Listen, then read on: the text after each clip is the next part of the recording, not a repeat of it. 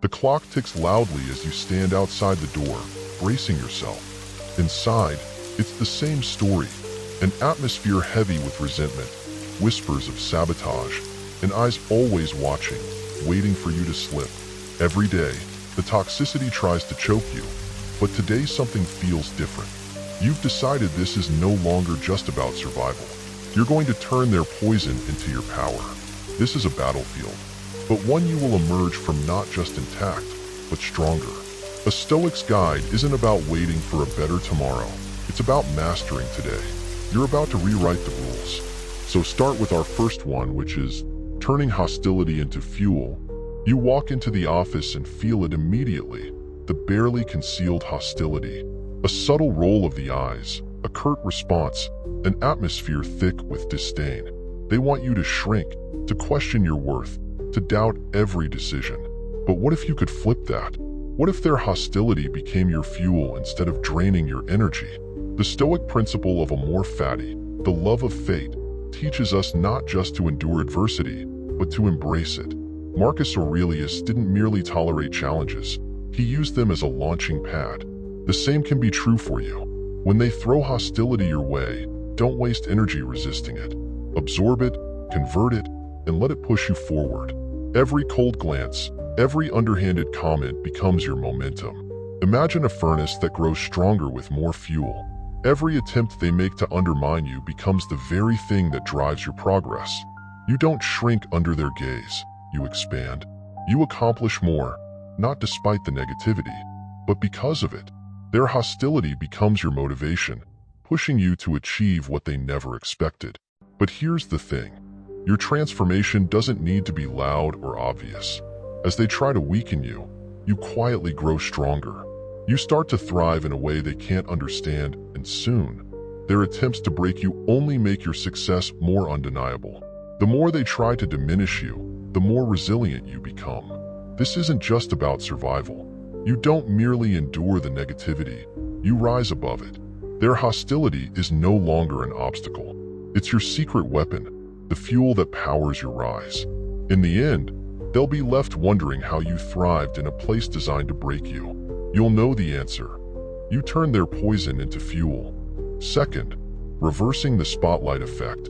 In every meeting, every hallway conversation, it feels like all eyes are on you. Each mistake, each misstep feels like it's under a magnifying glass in the toxic workplace. But here's a reality check. What if this spotlight you feel isn't real? What if you're granting their opinions more power than they actually hold? The Stoics emphasize sympathia, the interconnectedness of all things, but not in the way you might think. Most people are too absorbed in their own issues to truly care about yours. Their judgments, glares, and gossip reflect their own insecurities and struggles, not a genuine focus on you. You are not the center of their universe, no matter how much it feels that way. Once you grasp this, the pressure begins to lift. You stop tailoring your actions to fit their narrative. You stop shrinking under the imagined spotlight. The power you've been giving to their judgment starts to fade. You realize that the weight of their expectations has been a burden of your own making, one you can let go of. Imagine walking through the office, free from the constant feeling of being watched. You're no longer performing for an invisible audience. You're acting for yourself. The anxiety that once clung to every word and action dissolves because you've finally understood the truth. No one's watching as closely as you thought, and even if they are, their opinions can't touch you. As you strip away the illusion of the spotlight, your confidence begins to grow. You no longer waste energy second-guessing yourself. You move with a freedom they can't take away. You start making decisions based on your values and goals, not on what others might think. In the end, their judgment becomes irrelevant. You reclaim control of your life and actions, free from the invisible chains you once imagined. The spotlight never existed. It was just a trick of the mind.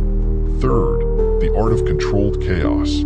Toxic workplaces thrive on chaos. Miscommunication, sudden shifts in goals, backstabbing, and drama. It feels like a storm, constant and unpredictable. Most people fight this chaos, desperately trying to bring order where there is none. But here's a twist. What if the real power lies not in resisting the storm, but in mastering your place within it? Stoicism teaches us ataraxia, or imperturbable calm. This isn't about creating order in a world of disorder. It's about remaining centered even as the world spirals around you. Think of the chaos as an inevitable part of life. You can't control the external storm, but you can control how you move through it. Consider a hurricane. The winds are wild, everything's being swept away. But at the center, in the eye, there is calm. You must become that calm. You create an internal order, an inner stillness, even as the workplace devolves into disarray. You don't fight the chaos, you thrive within it. You don't demand clarity where there is none. You create clarity within yourself. How do you do this? You establish routines, set personal goals, and build a structure for your day, independent of the madness around you. When meetings are chaotic, you remain organized. When tasks are ill-defined, you set clear priorities. You don't panic because you've already embraced that the external world is chaos. You've created your own stability. Others will flail and burn out, trying to impose order on an inherently disorderly situation. But you've mastered the art of moving through chaos without being consumed by it. You remain unshaken, no matter how loud or frantic the workplace becomes. While they are swept away by the storm, you rise above, focused, calm, and in control. Their chaos no longer controls you. It becomes background noise. In mastering your inner world, you've mastered the toxic environment itself. Fourth, the power of micro-exits. In a toxic workplace, leaving isn't always an option. Financial responsibilities, life obligations, these all tie you to the environment. But what if leaving physically wasn't the only way to find freedom? What if the secret to surviving and thriving lay in learning the art of micro-exits? The Stoics were great practitioners of voluntary discomfort. By intentionally experiencing discomfort, they cultivated resilience. In your toxic workplace, you can't always leave, but you can create small, powerful moments of exit, micro-exits that restore your sense of self and sanity. Think of it like this. Micro-exits are moments where you mentally or emotionally step away from the chaos without physically leaving the office. Maybe it's a 5-minute walk outside to feel the sun on your face. Maybe it's finding a quiet corner to breathe deeply and remind yourself that the toxicity doesn't define you. Maybe it's turning off notifications and mentally detaching from the drama for a few minutes. Each of these moments serves as a mini reset, a way to escape, even briefly, from the toxic environment. These micro-exits remind you that while your body may be in the office, your mind and soul remain untouched by its poison. They allow you to step outside the situation, giving you the perspective and space to think clearly and act wisely. These small retreats add up. Over time, you build resilience. The toxic workplace no longer feels like a prison because you've found ways to leave it, even while staying physically present. You've regained control. You're not trapped. You've mastered the art of leaving without leaving. And the best part? These micro-exits train your mind to remain sharp and focused. You can dive back into the fray, not because you're immune to the toxicity, but because you've given yourself the tools to rise above it. You don't just survive the toxic environment, you carve out moments of freedom within it. Fifth, thriving through subtraction. When trapped in a toxic workplace, the instinct is to do more. Defend yourself more, work harder, strategize more, fight back more. But the Stoics understood something profound. Thriving often requires subtraction, not addition. It's not about doing more, but doing less, intentionally. The Stoic idea of apatheia, calmness of mind, comes into play here. This isn't about being indifferent. It's about carefully choosing where you invest your energy. In a toxic environment, there are constant invitations to engage in pointless battles, the office drama, the petty complaints, the unnecessary meetings. But the real power lies in knowing what to ignore. Picture a battlefield, arrows flying in every direction. Most people rush to defend every position, to fight every fight. But the Stoic warrior stands still, knowing that most of those arrows aren't worth dodging. In your workplace, subtraction is your strength. You don't need to attend every argument. You don't need to involve yourself in every issue. You don't need to prove yourself to everyone. This doesn't mean you disengage completely. Instead, you strategically pull back. You subtract unnecessary tasks from your day, minimize emotional reactions, and reduce your involvement in fruitless office politics. Every time you say no to a distraction, you're saying yes to your peace of mind. What's left when you subtract the noise? Clarity, focus, energy. When others are overwhelmed by the chaos, you're calm because you've simplified. You've chosen where to direct your attention, and it's not on the drama. It's on your goals, your growth, your path forward. You thrive not by doing more, but by doing less, more mindfully. The toxic workplace feeds on chaos, but by subtracting the non-essentials, you stand unshaken, a beacon of calm amidst the storm. You've learned to subtract, and in doing so, you've gained everything. Sixth, engineering your own luck. Luck seems like a foreign concept in a toxic workplace. Promotions go to the least deserving, recognition is scarce, and success often feels random. But here's the truth. Luck isn't something that happens to you. It's something you engineer. The Stoics believed in prohairesis, the ability to choose your actions and responses. In a toxic environment, the only thing truly within your control is your preparation. You can't predict when luck will strike, but you can ensure that when it does, you're ready. You don't wait for luck to come to you. You create the conditions for it to happen. Imagine this. The workplace is chaotic, someone quits unexpectedly, and a leadership position suddenly opens up.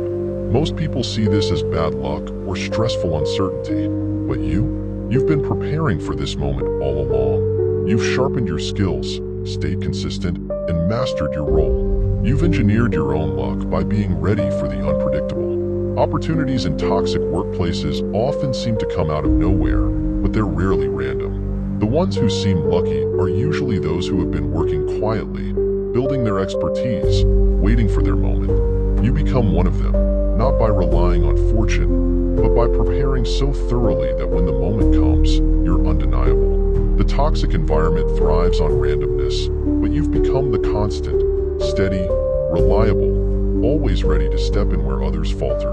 The more chaotic the situation, the better prepared you are to seize it. Others may call it luck, but you know the truth. You engineered this. In a toxic workplace, where fairness is rare, you don't wait for luck to find you.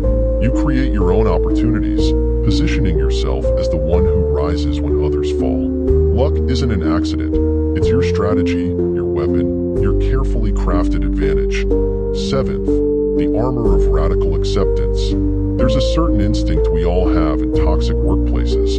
The urge to fight back, to change the culture, to escape the dysfunction. But here's where the Stoics offer something radical: acceptance. Not passive resignation, but a fierce, powerful acceptance that sets you free. Epictetus once said, "It's not what happens to you, but how you react to it that matters." Toxic workplaces are inherently unjust. They're unfair, draining, and full of dysfunction.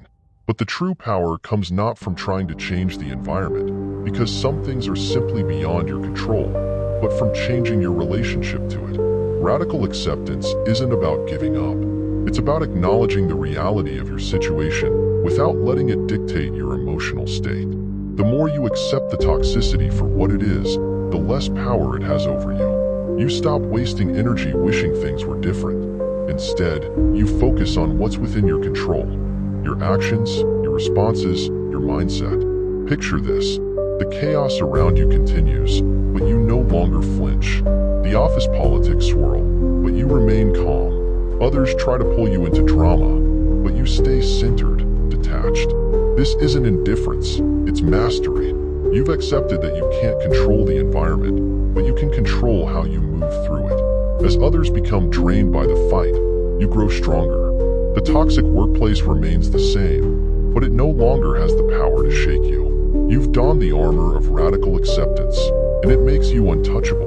While others are consumed by frustration, you've risen above, focused on your own growth and progress. Radical acceptance isn't defeat, it's liberation. You've freed yourself from the toxic environment by refusing to let it control your emotions or your peace of mind.